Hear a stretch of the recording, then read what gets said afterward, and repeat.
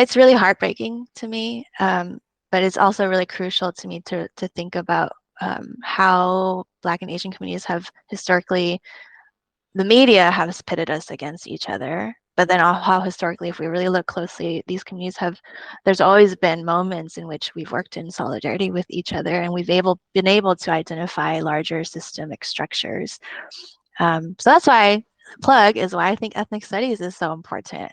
It gives us opportunities to identify the systemic powers, right, and factors, so that we can then move forward. So we can identify what's happening now, and then we can envision a world in which we don't let the media pit us against each other. Let's talk about anti-racism in Asian community. And there's this narrative I've come across that Asian people or Asian American community are uncomfortable about the Black Lives Matters. Now, I'm not the one saying, and this narrative I've not get it from a Black American, I've got it from Asians themselves. And they are talking about this. And it's a good thing that Asians, they are coming out and talking about the anti-blackness in the Asian community too. Okay? Now, we have something we call hierarchies, racial hierarchies. When you talk about racial hierarchies, it's when other race is positioned at the top and other at the bottom. Now, historically, Asian community have been placed at the top in America. Okay? Asian America have been placed at the top in the United States. And right now they are being called modern minority. There's some reasons. But all of us are going under the same oppressor. All of us have gone under the same issue. We have the different experiences in racism between Asian American and Black American, but we are serving under one oppressor. Now, in today's video, we are going to react on this, okay? An Asian has talked about the anti-blackness in Asian community and talking about how Asian Americans, some of them are so much uncomfortable about the BLM, okay? Let's watch this clip and then we come back again and talk about it. Hi guys, I haven't made a video in a while, but I'm gonna do one and it's important to me. It's about Black Lives Matter. I know a lot of people are really sick of it. But if you really think about it, this is a blimp in time. This has been going on for a really long time. We have to address things and it makes us uncomfortable. But we have to be uncomfortable for things to change. And why it's important to me. People are like, well, you're not Black. Why is it important to you? Why do you care? How does it affect you? And my answer to that is I don't owe you any explanation. I don't owe you an explanation. I don't owe you an explanation as to why human rights is important to me. I don't need to. And I don't compare the shit that I've been through in my life with someone who's Black. I will never. I can't. But what I can say is I've felt oppressed. I've been stereotyped. I have been ignored. I have been harassed so many times just because of my face. But imagine if that was just how life was all the time. Like when I'm finding a room in New York City, I say I request to see 10 rooms from 10 different people. Maybe 8 will reply back. I know that when they see a Black picture asking for a room, they think twice.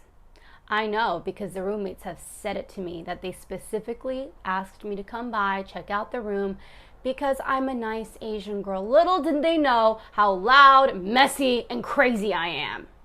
And that's on them for being racist. People think racism, it's like you're racist and you're evil. And yes, it's evil. But they also don't understand that racism is also a spectrum. And no matter where you fall on the spectrum of racism, if you fall on it, you are racist. And you have to confront that. It's uncomfortable. You don't feel good, especially if you're white, and we want you to confront and admit you have white privilege. And where in your mind, it's never occurred to you that you had white privilege.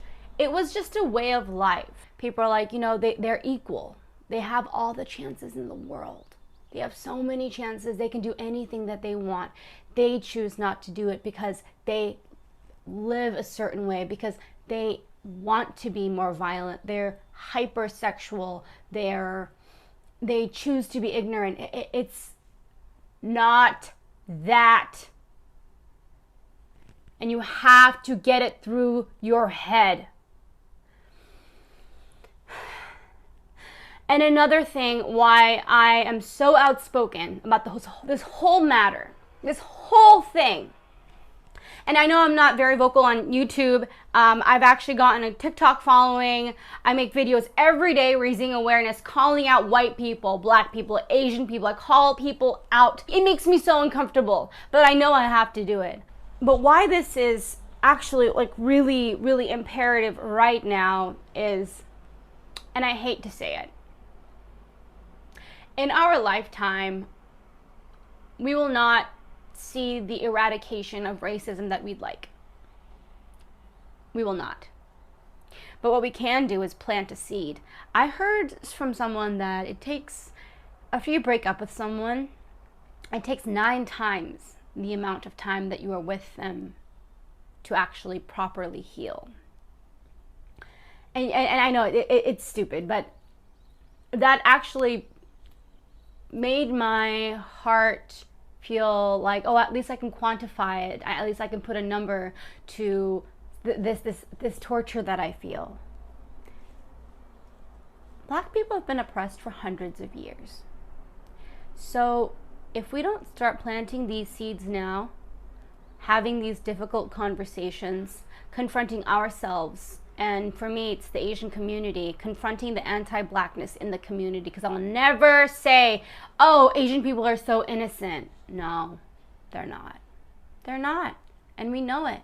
We have to confront it, plant the seed, so that our kids can continue watering it, the plant, their kids can, and then one day it'll be better. But we have to start planting these seeds now. We have to start getting vocal. We have to start over-educating ourselves. We have to radically educate ourselves. It's not a time to just accept. I think it's important for me as an Asian American to set an example that Asian Americans are not compliant with white supremacists. We're not. There's a history of that. And my friend actually was like, oh, but you're Asian. You're just like a white person. That's wrong. That's saying, oh, you're Asian. You're a good Asian. That's you. You're good Asian. Like, what do you mean that's so offensive to me in so many ways, because I'm accepted by white people, like I'm just as good as them. I don't need to be just as good as any white person. I need to be just as good for me, for what I want to be. I don't need to be what other people want me to be. And me speaking perfect English, being Western isn't me wanting to be white. This is how I grew up. This is what a Korean American looks like. And I don't speak for all Korean Americans, but this is what me, Sarah Jun, as a Korean American looks, sounds, and acts like. I'm a product of my childhood. I'm a product of my education, of the weird stuff that I've been through. I'm confronting myself, confronting all these things that I grew up with. My mom said something really important to me. My mom said, she said, black people, because we used to have stores. We had stores and there's a lot of shoplifting. And she goes, black people, sometimes we'd get some bad ones and they'd steal. And if they got caught, maybe they'd like push my dad and run. And so they were wary about it. But it wasn't just black people. It was all sorts of people. They were just wary about a lot of people just stealing. But she said white people would come in and write a bounced check. Think about that. That's a lot more dangerous. Guising yourself as someone who is there to shop, talk up my parents, ask them, oh, where are you from? Like, ooh, act like that, and then, buy like $300 worth of things and just, act like a big spender. Write a bounce check and leave, you dumbass con artist. And that's why my parents, didn't trust anyone. It wasn't just black people, it was everyone. They were immigrants. They couldn't speak English that well. They didn't want to be abused. But I have been speaking to my parents about the anti-blackness in the community, and they've been extremely receptive about my views and understanding my views. And also I've been understanding to their views, because when my mom told me that story, it had this weird thought that, people are like, black people are violent, black on black crime, all of that. But then I'm like, yo, the biggest internal terrorists are white men with guns. How does that compare? And the environment needs to change. Police reform. Defund the police. Break it down, redo it. It didn't work. It never worked. And if you thought it did, you're delusional. It didn't work. I'm here to have an open, honest conversation to better society so that our kids, but when I'm dead, long and gone, one day there may be a generation where they don't have to think these thoughts. And that's my thesis. Thank you for watching. Welcome back. Let's talk about the discomfort of Asian American and BLM movement. We talk about historical tension. I've heard the video and the lady have spoken and Asian have spoken. I love it when people of the community comes out and talk the real how it is. I don't like talking about racism, racist and everything, but it's something that's eating us up as a minority. And the bad thing is we can tolerate maybe the racism between white and black, but between the minorities, brown Latinos are racist towards Afro-Latinos, colorism and everything, like we have the same oppressor, but we are dealing with the same problem. But again, some of the group will feel they are better than the other. That's what we are talking about. And it's so sad. Black Americans have been fighting for so long. And they are fighting for everyone, for every minority. They are fighting for Asian. They are fighting for Latinos. They are fighting for Spanish. They are fighting for Cubans. They are fighting for Venezuelans. They are fighting for Muslim Americans. They are fighting for Arab Americans. Black Americans have been on the center of this fight for so long. But at the end of the day, they will be placed at the bottom. That's what we call racial hierarchies. They will be placed at the bottom and some other minority group will be placed at the top, and they'll be told these lies that, you are the best. You are better. Your skin is brown. So you act as a watchman. Of course, we won't pay you that much, but act as a watchman to this type of group. But why? It's because black people, they are the real G's. Yeah. When you talk about historical tension, there have been instances of tension between Asian Americans and black communities in certain cities, often rooted in competition for resources, cultural misunderstanding, or different social experiences. Now, this tension can sometimes spill over into differing views on movement like BLM. Okay? Asian Americans may feel that their experience with racism too are distinct from those of black Americans.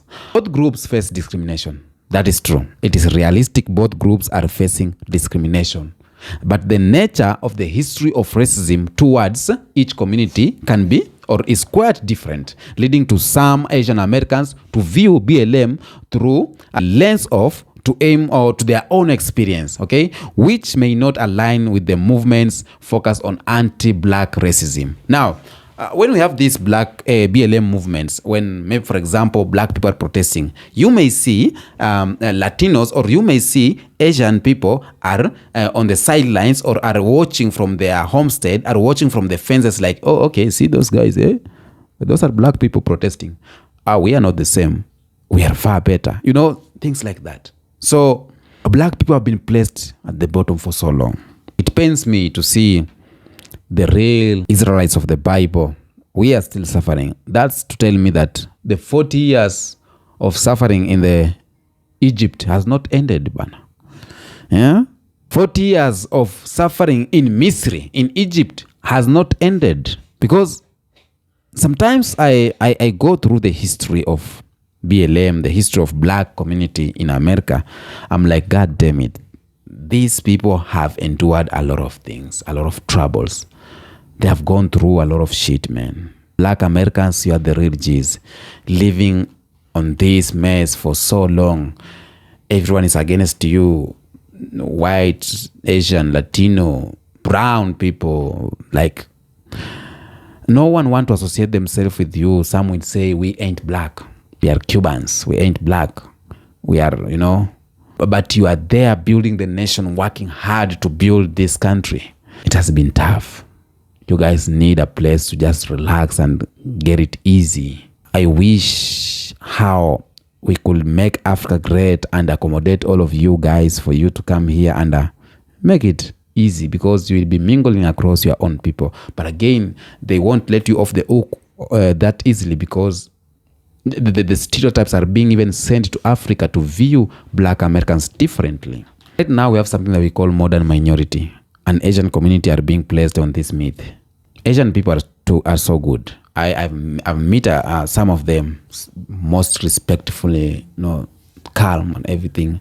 But there are some who they still carry this ego and all the stereotype things. Modern minority stereotype is often portrays Asian America as hardworking, successful, and law-abiding. I believe it's true that Asian people are law-abiding. Asian people are hardworking, are successful. I can see them. They work hard. They work in groups. They support each other. That's true. But this name, modern minority, has entered in the head of some of them.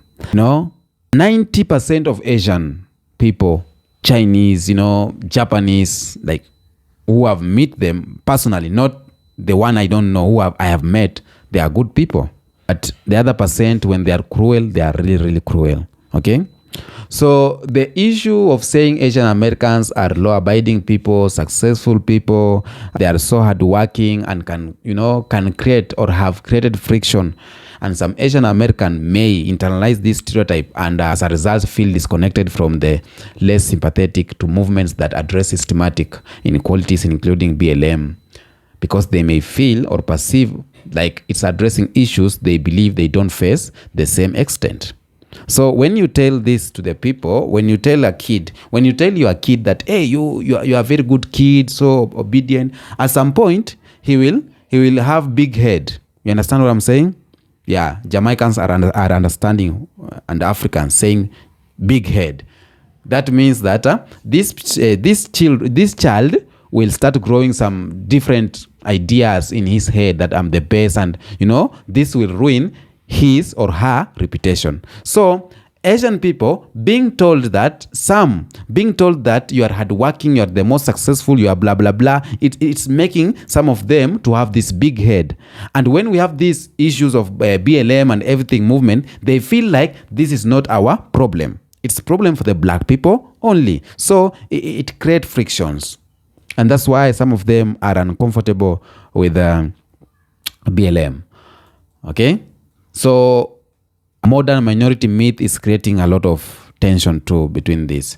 When we talk about something we call immigrant perspective, now many Asian Americans are first, second generation immigrants and may not have grown up in the same historical context of racial struggles that black Americans have gone through. As a result, some may not fully understand what black Americans have gone through or what BLM movement is all about. Same to Africans. Africans who are going to America, they have not encountered firsthand of what black Americans have gone through. And that's why a lot of them are saying that black Americans are complaining a lot, and which they did not understand. May the Lord forgive them, for they do not know what they're saying. Okay? According to the history that I've learned, black Americans have gone through shit, through hell. Media has played a lot of role in portraying Asian as the higher minority. Media has played a bigger part of portraying Asian as better than black people. Media, they represent a representation of both communities too, can shape perspective. Okay? In some case, the portrayal of BLM protest may emphasize violence or unrest, leading some African or Asian Americans, especially those from immigrant background, to view the movement negatively. Additionally, negative portrayals of Black Americans in the media it creates biases that influence their views towards Black people and BLM movement.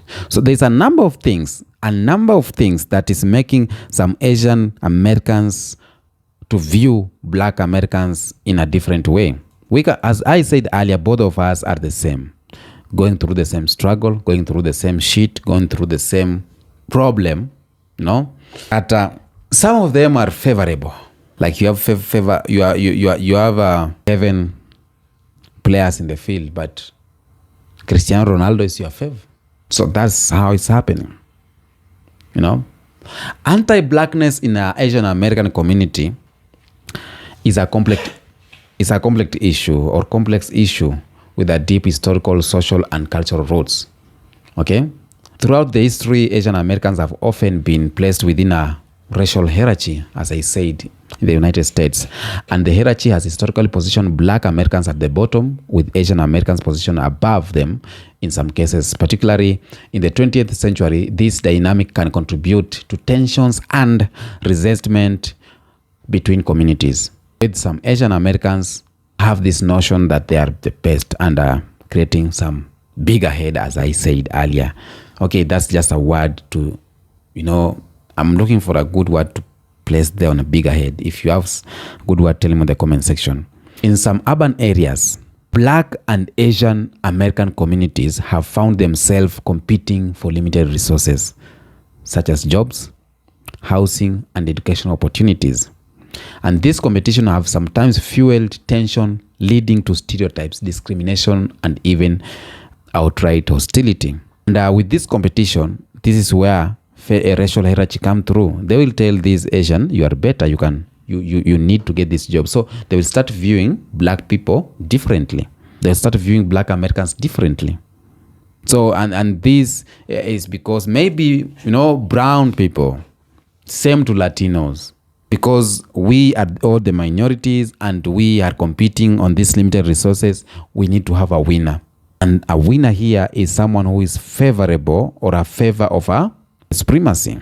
And maybe this is an Asian or this is a Latino, because your skin at some point resemble mine. So you are better. You are my watchman. You need to take care of these guys. Understand what I'm saying? In some Asian communities too, there may be lack of education or awareness about the history of Black Americans. So their ongoing struggles or the struggle they faced, and without a strong understanding and deeper systematic nature of anti-racism, some Asian Americans may not fully recognize how their actions or attitude may contribute to the anti-blackness. And this lack of education and knowing the reality has made some Asians to fall in the trap of being racist towards Black people, because just you are being told, you don't know, you're just hearing stories about Black people, blah blah blah. So you'll be following these stories instead of going to the research and knows better about the history of Black people. Now, as I'm going to finish this video, I'm going to talk about the white supremacy narrative idea of divide and conquer. It has been used for so long. Divide and conquer. It has been used on these minority groups. They are dividing Latinos and Africans or Black Americans. They are dividing Africans, indigenous, and African Americans. They are dividing Caribbeans with Black Americans. They are dividing, divide and conquer. This is the tactics used by the white supremacy. White supremacy in the United States have sought to divide people of color in order to prevent them from uniting against common system of oppression, from outshining the system. And this divide and conquer strategy often pits different marginalized groups against each other, including Black and Asian communities. This has sometimes led to anti-blackness sentiments within Asian Americans. Divide and conquer. Yeah, like a lot of division within African and Black American. A lot of division in Africa.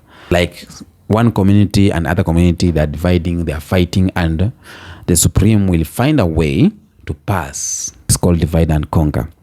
So it's important to note that some factors do not apply to all Asian Americans.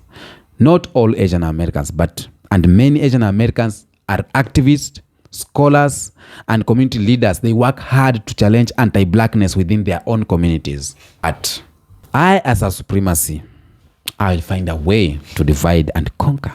That's their rhetoric. So I will say the anti-blackness between the Asian community, it's of good for the Asian people are speaking it out, and by speaking this out, it will heal the community, and a lot of people will understand. We have activists in Asian community who are talking about this, and I'm so happy I have Asian friends. I love it. I love it when I mingle with a minority group. I don't have Latino friend. I am looking to have one Latino friend or even two, but I have Asian friends, and it's great. It's great that there's a number of things they don't know about black people, but they are learning, because black people are the first hand in Asia, in America, but Asian people are the first or second generation. They came, they found black people, and they don't know the real history of what's going on. So they will fall in the hands of stereotypes and misinformation. So I hope that this video will find its way to the hearts of the people, and tell me what you think in the comment section about this video. We need to heal the disease of racism. It's too bad. It's eating communities. Until next episode, peace out.